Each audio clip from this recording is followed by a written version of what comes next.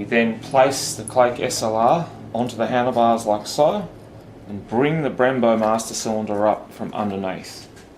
Then, using the standard clamp and making sure that the arrow is facing forwards, place it like that.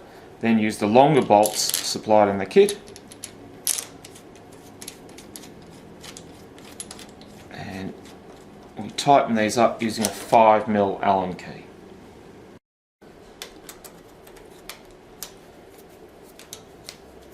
Now, with this type of clamp, you always do the bolt that's the arrow is facing up first, and you do that one firmly, and then we tension the back one.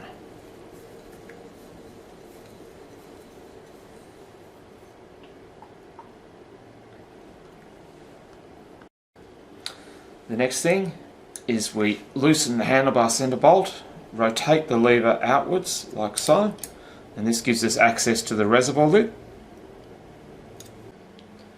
We then remove the reservoir lid,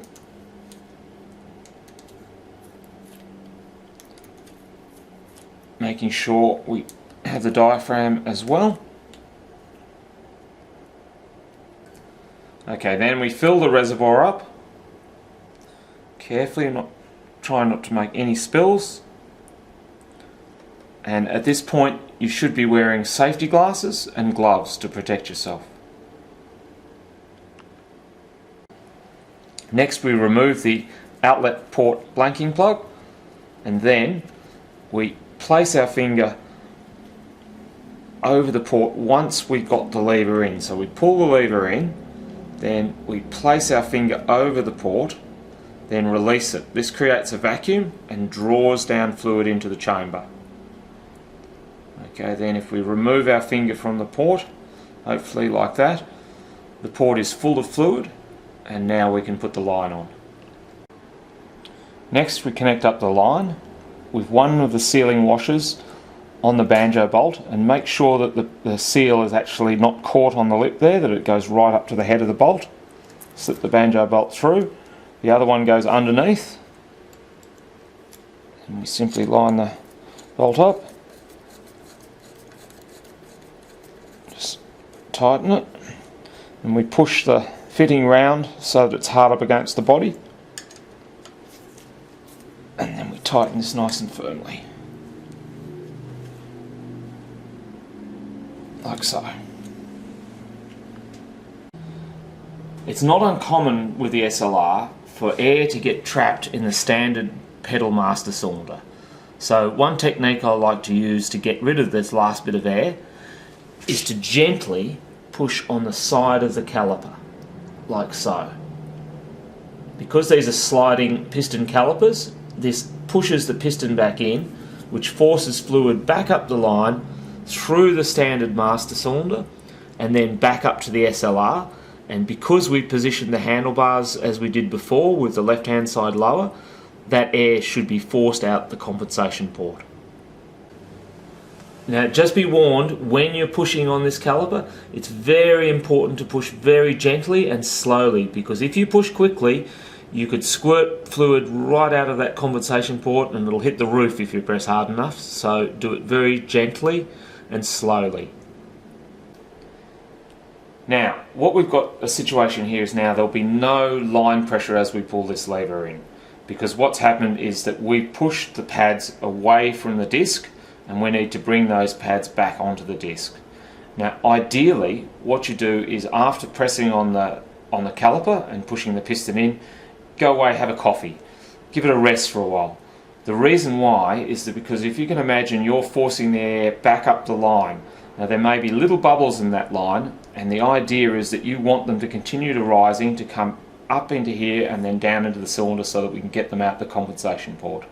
So go away, have a coffee, wait for a while, then come back, and then the trick is to pull the lever in, and that's pushing the piston in, so it's bringing the pads against the disc, but you do it slowly, okay, and that stops the air bubbles from being rapidly forced back down the line. But then when we release it quickly, and that helps drag the air bubbles back up. Now you continue to do this until you can get some line pressure and the pads are against the disc. Now, sometimes it's necessary to repeat this procedure a number of times to get rid of all the air. Now, with the system fully bled, we top the fluid up carefully. And I like to top it up fairly close to the top, just down a few millimetres.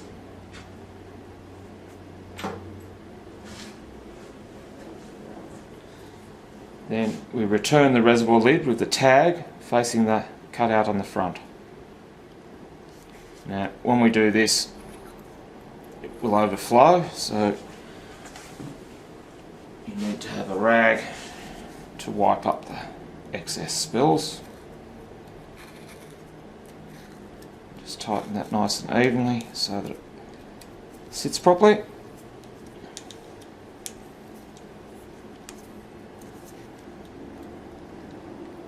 Those up, and then wipe up all the excesses, fluid spills.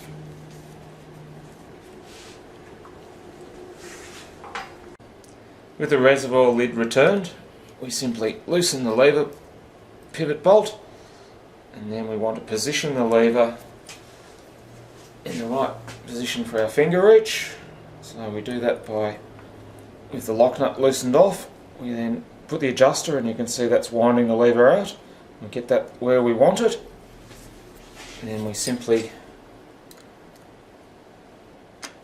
tighten the lock nut up, and then with lever pressure held inwards, we can tighten the centre screw nice and firmly. And presto, it's ready to ride.